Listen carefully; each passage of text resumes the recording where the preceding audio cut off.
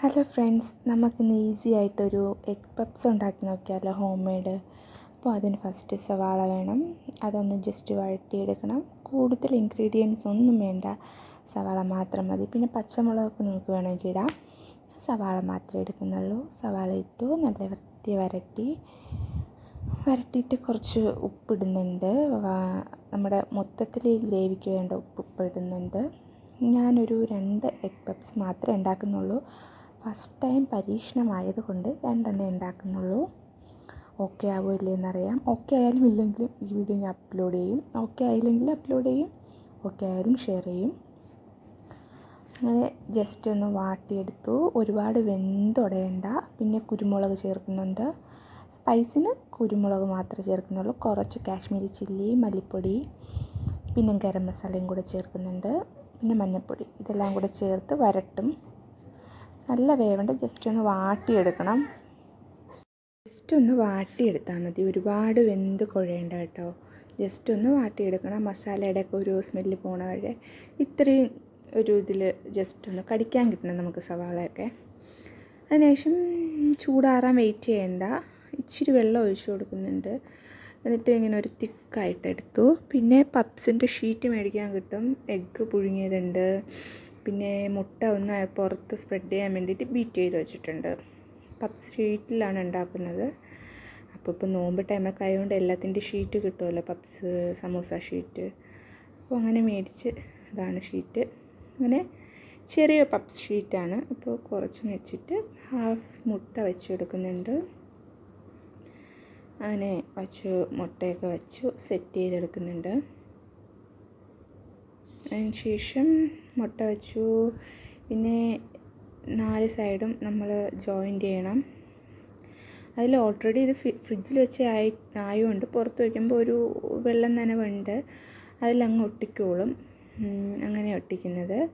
അല്ല ഒട്ടുന്നില്ലെങ്കിൽ ഇച്ചിരി വെള്ളം നനച്ച് കൊടുത്താൽ മതി. ഞാൻ ഇവിടെ മുട്ട ബീറ്റ് ചെയ്തത് 4 സൈഡിൽ ഇച്ചിരി വെച്ചെടുക്കുന്നുണ്ട്. മുട്ട ബീറ്റ് ചെയ്ത് നമ്മുടെ പപ്സിൻ്റെ പുറത്ത് ചേർക്കുന്നത് ആക്ച്വലി ആ ഒരു ഗോൾഡൻ കളർ വരുന്നത് ഈ ബീറ്റ് ചെയ്ത മുട്ട തേക്കുമ്പോൾ കേട്ടോ. അങ്ങനെ വറ്റിച്ചെടുക്കുന്നുണ്ട്. ഈ പപ്സിൻ്റെ പുറത്ത് ബീറ്റ് ചെയ്ത മുട്ട ചേർക്കുമെന്ന് എനിക്ക് ആദ്യം അറിയത്തില്ലായിരുന്നു. പിന്നെ മനസ്സിലായത് അതുകൊണ്ടാണ് ഒരു ഗോൾഡ് കളർ വരുന്നത്, അല്ലാതെ നല്ല ഫ്രൈ ആവുന്നതുകൊണ്ടല്ല. സെക്കൻഡ് ഷീറ്റ് ഞാൻ ഇതേപോലെ എടുക്കുന്നുണ്ട്. ആദ്യത്തേത് മടക്കി വെച്ചു. സെക്കൻഡ് ഇതേപോലെ എടുക്കുന്നുണ്ട്. ആവശ്യത്തിനനുസരിച്ചിട്ടുള്ള മസാല മിക്സിങ് ചേർക്കുന്നുണ്ട്. നമുക്കിതിന് പകരമായിട്ട് എഗ് പപ്സിന് പകരമായിട്ട് വെജിറ്റബിൾ ഈ സെയിം മസാലയിൽ ചിക്കൻ ഇട്ടാൽ ചിക്കൻ പപ്സ് ആവും. അങ്ങനെ ചെയ്യാൻ കേട്ടോ. വെജിറ്റബിൾ ഇട്ട് അങ്ങനെ ആവും, ചിക്കൻ ഇട്ടാൽ അങ്ങനെ ആവും. ഇപ്പോൾ എഗ്ഗാണ് പരീക്ഷണം ആയതുകൊണ്ട്, ഫസ്റ്റ് ടൈം ആയതുകൊണ്ട് 2 എടുത്ത് പരീക്ഷിച്ച് നോക്കാമെന്ന് വിചാരിച്ചു. അങ്ങനെ ചെയ്യാണ്. 2 സെറ്റായി. എന്നിട്ട് എഗ്ഗ് ബീറ്റ് ചെയ്തത് മുകളിലിങ്ങനെ വെച്ച് കൊടുക്കുന്നുണ്ട്.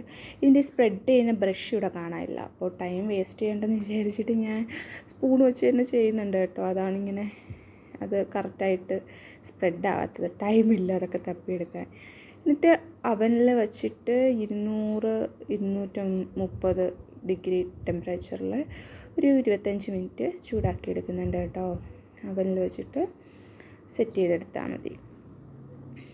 ഇത് നമുക്ക് നമ്മുടെ കുക്കറിലോ പാനിലൊക്കെ വെച്ച് ചെയ്യാം. അത് എനിക്ക് അത്ര ഞാൻ ചെയ്ത് നോക്കാത്തതുകൊണ്ട് അറിയത്തില്ല. ഇത് ഞാൻ സെറ്റ് ചെയ്തെടുക്കുന്നുണ്ട്. സെറ്റ് ചെയ്ത ശേഷം ചേട്ടന് കൊടുക്കാൻ പോകുന്നു. ഫസ്റ്റ് ചേട്ടനെ കൊണ്ട് തന്നെ ടേസ്റ്റ് ചെയ്യിപ്പിക്കാമെന്ന് വിചാരിച്ചു. ടേസ്റ്റ് ചെയ്ത് നോക്കിയിട്ട് ചേട്ടൻ സൂപ്പർ ടേസ്റ്റ് ഉണ്ടെന്നാണ് പറഞ്ഞത്. ടേസ്റ്റ് ഇല്ലെങ്കിൽ ഇല്ലെന്ന് തന്നെ പറയും, പക്ഷേ അടിപൊളിയായിട്ടുണ്ടെന്നാണ് പറഞ്ഞത്. എഗ് പപ്സിൻ്റെ ഫാന് ചേട്ടനാണ്. അപ്പോൾ എഡിറ്റ് ചെയ്തപ്പോൾ എന്തോ വന്നു, അതാ ഇങ്ങനെ ബ്ലാക്ക് കളറായിട്ടിരിക്കുന്നത്. ഇതാണ് ലാസ്റ്റ് വന്ന പപ്സ് കേട്ടോ. നല്ല ഗോൾഡ് കളറിൽ കടയിൽ നിന്ന് മേടിക്കും പോലെ തന്നെ, അതിനെക്കാട്ടിയും ടേസ്റ്റ് ഉണ്ടായിരുന്നു. അപ്പോൾ എല്ലാവരും ഒന്ന് ഷെയർ ചെയ്ത് നോക്കണം കേട്ടോ.